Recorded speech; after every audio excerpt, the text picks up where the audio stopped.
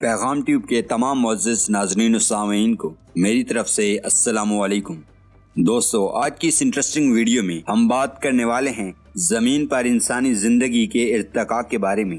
یہ ایک ایسا سوال ہے کہ سائنس اس کا درست جواب دینے میں آج بھی تذبذب کا شکار ہے۔ سائنس آنکھوں دیکھے اور انسانی حسیات سے محسوس کیے جانے والے تجرباتی حقائق پر یقین رکھتی ہے۔ یہ بھی حقیقت ہے کہ اپنی تمام تر احتیاط کے باوجود سائنس کو کچھ ہی عرصے بعد اپنے ہی بتائے ہوئے نظریات اور قوانین بدلنے پڑتے ہیں۔ سائنس کے مطابق آج سے کئی ہزار صدیاں پہلے ساری کائنات ایک آگ کا گولا تھی، پھر ایک بہت بڑا دھماکہ ہوا جسے بگ بینگ کہا جاتا ہے۔ اس دھماکہ کے نتیجے میں بہت سارے سیارے اور ستارے وجود میں آئے۔ زمین بھی اسی دھماکے کے بکھرے ہوئے ٹکڑوں میں سے ایک ٹکڑا ہے جس نے سورج کے گرد گردش شروع کر دی۔ وقت کے ساتھ ساتھ زمین ٹھنڈی ہوتی گئی اور اس پر بھی زندگی کا ظہور ہوا۔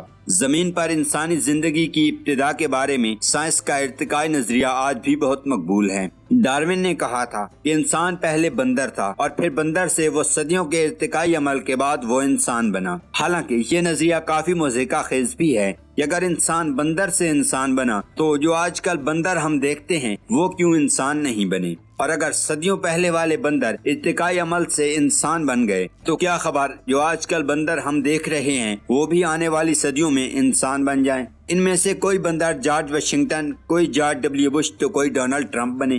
اور سب سے اہم سوال وہ یہ ہے کہ یہ ارتقائی عمل صرف بندروں میں ہی کیوں ہوا؟ جس وقت ارتقائی عمل کے ذریعے بندر انسان بن رہے تھے اس وقت گدھے، مچھلیاں، ہاتھی اور دوسرے جانور کیا کر رہے تھے؟ ان کو بھی تو تھوڑی بہت ترقی کر کے کچھ نہ کچھ بن جانا چاہیے تھا۔ صدیوں پہلے کا ہاتھی آج بھی ہاتھی ہے، جبکہ بندر بقول ڈارون ارتقائی ترقی کر کے انسان بنا۔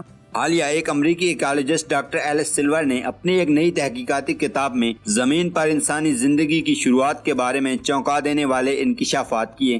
ان کا کہنا ہے کہ انسان سیارہ زمین سے تعلق نہیں رکھتا، یہ حقیقت میں کسی اور دنیا یا سیارے سے تعلق رکھتا ہے جس کو اس کے اصل گھر سے نامعلوم وجوہات کی بنا پہ بے دخل ہونا پڑا اور سیارہ زمین پر پھینک دیا گیا۔ اس سلسلے میں اس کی کتاب سائنسی دلائل سے بھری پڑی ہے۔ ان کا کہنا ہے کہ انسان اس سیارے پر پائے جانے والے دوسرے جانداروں سے بہت مختلف ہے۔ اس کا ڈی این اے اور جینز کی تعداد اس سیارہ زمین پر پائے جانے والے دوسرے جانداروں سے بہت مختلف اور بہت زیادہ ہے۔ زمین کے درجہ حرارت، سورج کی شعاعیں اور بے شمار عوامل ایسے ہیں جو کہ انسانی زندگی کے لیے اس سیارہ زمین پر پائے جانے والے دوسرے جانداروں کے مقابلے میں بہت نامناسب ہیں۔ ایک لمحے کے لیے سوچیے، اگر انسان بڑے بڑے گھر، کھیت اور ادویات ایجاد نہ کرتا اور وہ صرف دوسرے جانداروں کی طرح ایک جاندار ہوتا تو کیا انسانی زندگی اس سیارہ زمین پر ایسے ہی پنپتی جیسے اب ہے؟ ہرگز نہیں۔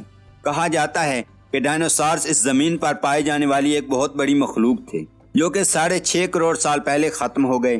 کیا ڈائنوسارز کا ختم ہو جانا ایک اتفاق تھا یا سیارہ زمین پہ انسانی زندگی کی شروعات کے لیے ماحول تیار کیا جا رہا تھا؟ یہ تمام تر چونکا دینے والے سوالات امریکی ایکالوجسٹ ڈاکٹر ایلس سلور نے اپنے پڑھنے والوں سے کیے۔ انسانی زندگی کی کھوج ہمیشہ کے لیے سائنس کے لیے ایک مہمہ رہی۔ سوال یہ ہے کہ کیا واقعی کوئی انسان اس کائنات کے دور افتادہ سیارے سے تعلق رکھتا تھا جسے اس سے زیادہ کسی طاقتور اور سائنسی لحاظ سے جدید مخلوق نے اس کو اس کے اصل گھر سے بے دخل کر کے زمین پر پھینک دیا؟ ڈاکٹر ایلس سلور کا کہنا ہے کہ یہ بھی ممکن ہے یہ زمین ایک جیل ہو جہاں مجرموں کو سزا کے طور پر پھینکا جاتا ہو، کیونکہ چاروں طرف سے زمین کا پانی سے ڈھکا ہونا اور صرف تیسرا حصہ خشکی پر مشتمل ہونا بالکل کسی قید کی مانند نظر آتا ہے۔ اس کائنات کے کسی اور سیارے پر زندگی کا وجود خارج از مکان نہیں، کیونکہ تمام تر سائنسی ترقی کے باوجود ابھی تک چاند کے علاوہ کسی اور سیارے پر کوئی انسانی مشن نہیں بھیجا جا سکا، اور چاند پر بھی جو خلائی مشن بھیجا گیا وہ بھی متنازع ہے کہ شاید یہ حقیقت میں ہوا بھی تھا یا نہیں۔ زمین سے سب سے قریب ترین سیارہ مریخ ہے جس پر ابھی تک کوئی انسانی مشن نہیں گیا۔ مریخ کے علاوہ ہمارا یہ نظام شمسی 9 سیاروں اور ایک سورج پر مشتمل ہے۔ اس سے آگے کائنات اتنی زیادہ وسیع ہے کہ ہماری زمین ریگستان میں ریت کے ایک ذرے کی مانند ہے۔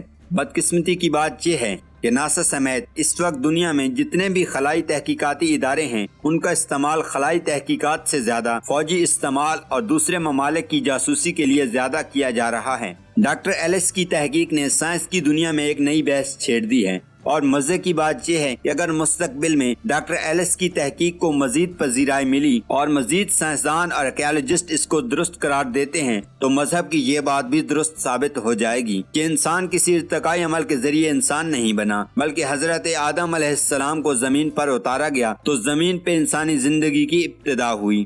اور جہاں تک ڈاکٹر ایلس کا یہ کہنا ہے کہ یہ زمین ایک جیل کی مانند ہے جس پر سزا کے لیے مجرموں کو پھینکا جاتا ہے، تو دیکھا جائے تو حضرت آدم علیہ السلام کو بھی ایک غلطی کی وجہ سے ہی زمین پر منتقل کیا گیا۔ آج بے شک بہت سے لوگ مذہب کا مذاق اڑاتے ہیں، لیکن بہرحال سائنسی تحقیقات انسان کو آہستہ آہستہ اس کے خالق کی طرف لے جا رہی ہیں، اور قرآن پاک میں شاید اسی لیے بار بار انسان کو غور و فکر کرنے کا کہا گیا۔ تو دوستو آج کی یہ ویڈیو بس یہیں تک تھی، انشاءاللہ ملتے ہیں نیکسٹ ویڈیو میں، تب تک کے لیے اللہ حافظ۔